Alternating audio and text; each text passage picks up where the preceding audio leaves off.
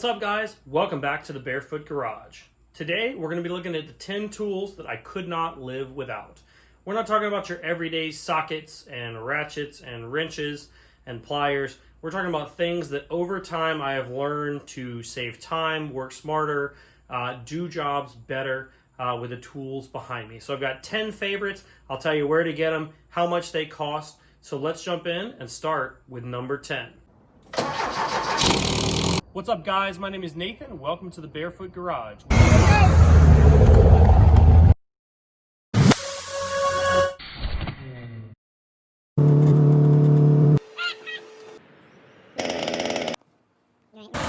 Stay in it! Go, go, go, go, go! Starting at number 10, it seems pretty intuitive, but it's a giant hammer. Jeremy Clarkson's favorite tool is also one of my favorite tools. This hammer is very old. I've replaced the handle several times. To be honest, I don't even know where it came from, but it's approximately 2.5 pounds. This hammer gets a ton of action for demolition. I'm really not afraid to use it mercilessly. When we built the Naughty truck, or even in building some of the Porsche and some of the other things, when you need a little girth, you need a hammer like this. So I've got rubber mallets, I've got a dead blow, I've got regular hammers too, but this hammer sees the most action. So for $6-10, Harbor Freight or Home Depot, you can get yourself a giant hammer, number 10. All right, moving to number 9 is the straight razor blade. If you have worked on an engine of any variety, you have spent time with a razor blade in your hand, scraping gaskets. And I saw this at the auto parts store and grabbed it, and I have never looked back. I know for aluminum, they make some plastic ones, but to be honest, I use this for everything. It makes so much quicker work of scraping gaskets and scraping mating surfaces than anything else I've ever had. So straight razor like this, it was maybe $12.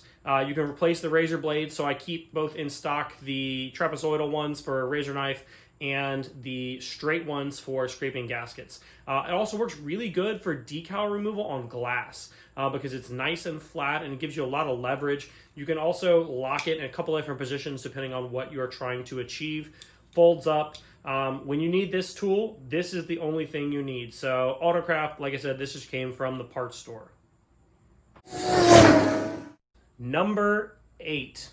This is a flap wheel. When I was in college, I worked with the Baja SAE team at UCF for 2 years, and I really enjoyed it, and I was introduced to the flap wheel.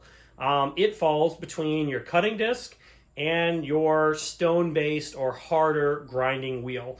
And to be honest, this is what I use 90% of the time if I'm not trying to cut something. If I'm just removing material, shaping, finishing, aluminum, grinding welds, anything like that, I use a flap wheel. These came from a company called Benchmark Abrasives. It was $23 for a pack of 20 on eBay. So to be honest, that's cheaper than your local Chinese parts importer store, and these are the jumbo, and they're way better. So is number 7. It's probably something you already use in your garage. This is just a better way to do it. I have no idea how I found this out, but Loctite, both blue and red and anti-seize, comes in a glue stick format. If you're like me, you use the liquid Loctite for years and years and years, and it dried up, it dripped, it leaked, like you wasted it. To be honest, you buy one of these sticks, it comes out like a glue stick, and you can just grab the bolt and dip a little bit on there. This is a huge time saver. So I've got it in anti-seize, I've got it in blue Loctite, and I do have some gel Loctite. I do prefer this to the gel Loctite for most jobs. Way better than the liquid. So effectiveness wise, I can't really say, but a stick of this on Amazon is like $13. Do yourself a favor and get some stick Loctite because it goes a lot further, and to be honest, it seals up better and lasts a lot better than the liquid variety. All right, this next tool is something I didn't know I needed until I had it. This is a riv nut tool, or a blind nut insert tool. So it comes in this nice case. It's got several different sizes, but what it allows you to do is to put threads into a surface that you can't get to the backside of it. So say in the bed of your pickup truck, you're mounting accessories, you can't reach up through to get a nut on the backside. you take the jaws, open them up, screw on the riv nut. It kind of looks like a pop rivet. Squeeze it, and it mushrooms out around the back side of that item. These are made by Astro Pneumatic. I got this kit that it came with 3 metric and 3 SAE sizes on Amazon. It was 76 bucks. I've bought refills for this several times, but Riv Nut tool takes things to another level. So it's one of the more expensive tools on my top 10 list. But it's definitely something if you're fabbing, you're building off-road items. I've used it on the Porsche. I use it for so many jobs that you didn't know you needed to use it for, and the riv nut strength is really, really good. I actually have riv nuts in some of the mounting points for the light bar on the Rally 914. So the pull-out strength is super excellent. They hold really well, and it doesn't require a lot of welding or anything like that. So check out a riv nut tool. There are probably cheaper options, but I felt like this one was a really good quality. 76 bucks on Amazon. All right, our next tool is something called Lineman Pliers. These are really special. They are super old. They belong to a family member that worked as a lineman for the phone company when we still had landlines. And they are incredibly strong. They are a Klein, it's actually labeled Klein and Son, that's how old they are, made in the USA. But when you need a strong pair of cutting pliers, this beats side cutter wire cutters 10 to 1, and it has an exceptionally strong jaw. So I've been doing some wiring in the house recently, or trying to cut a throttle cable on a car that's got something seized up. These are a go-to. So really sturdy pair of pliers. You can find a set of Lineman Pliers from like 15 bucks all the way up to, if you want like a modern Klein tool, 40, 45, $50. But pick up a set of Lineman Pliers. They do a lot of things better than needle nose, regular pliers, slip joints, and side cutters. And you can honestly carry this one tool to do the majority of those jobs. So Lineman Pliers are an excellent addition. All right, our next item is Allen keys. And no, not one of these flimsy things that are frustrating, hard to find the right one, and they always flop around. We don't want that. I'm talking about Allen key sockets. This set came from Harbor Freight. It's 25 bucks. These are the metric ones because I tend to use these more. When I got the 914, the transmission drains with a 17 millimeter Allen plug. And so I went ahead and picked up this set, and to be honest, I have used this so often to put things together because those individual keys or those little flippy opening ones like I just showed you are so frustrating. So I've got a metric set, I've got an SAE set, I have a set of triple squares as well as a Torx set. So this applies to Allen, Torx, triple square, as well as your SAE and your millimeter Allen. So get a set of these. These are super inexpensive. I have never had an issue with hand tools for Harbor Freight. So I feel like the quality is pretty good. I'll be honest, I've used them in the Impact. They handle it fine. So Allen or Torx socket sets. Some of these are 3/8, some of these are 1/2 inch, depending on the ones you need.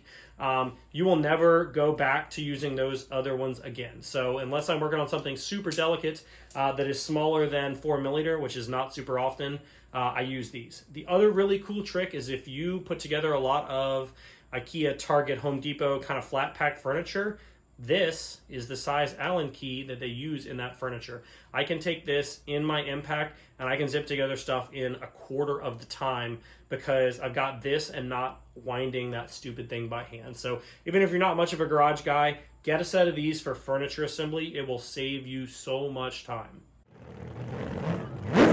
All right, so the next tool is something that is actually a pretty recent purchase to my garage, something I'd seen more professional level folks using and something I'm trying to get to a better level at is with my electrical work. It is the Power Probe 3. So if you've used a meter for typical wiring, things like that, this is kind of the next level of that. So the Power Probe actually attaches to the battery, or you can use it with a cigarette adapter, and it actually gives you the ability to put power or ground anywhere in a circuit that you need. You can test power, you can test ground, you can read voltage. There's so many features that I don't even know how to use on this, but like, for example, if you're trying to hotwire a starter or you're trying to test a light bulb or a circuit, you just push up, beep, you get hot power straight from the battery. So if you do much electrical work in cars, the Power Probe has saved me so many times versus like weird jumper cable setups or alligator clip to alligator clip down the line. The power probe comes with a super long thing. I actually worked on stuff at the back of my long bred crew cab truck from the front. So really good tool. These are a little bit expensive. The power probe that I have is Power Probe 3. It came from Amazon and it was about $130. So not something for your average everyday person unless you're really doing a lot of electrical work or stereo work. But if you're doing lights or wiring, or honestly, if you're wiring something from scratch, make sure and get yourself a power probe. These are a lifesaver. We're down to number 2, the top 2 items in my garage. This is something that I've had several versions of, and it is automatic wire strippers. I've gone through a couple different versions.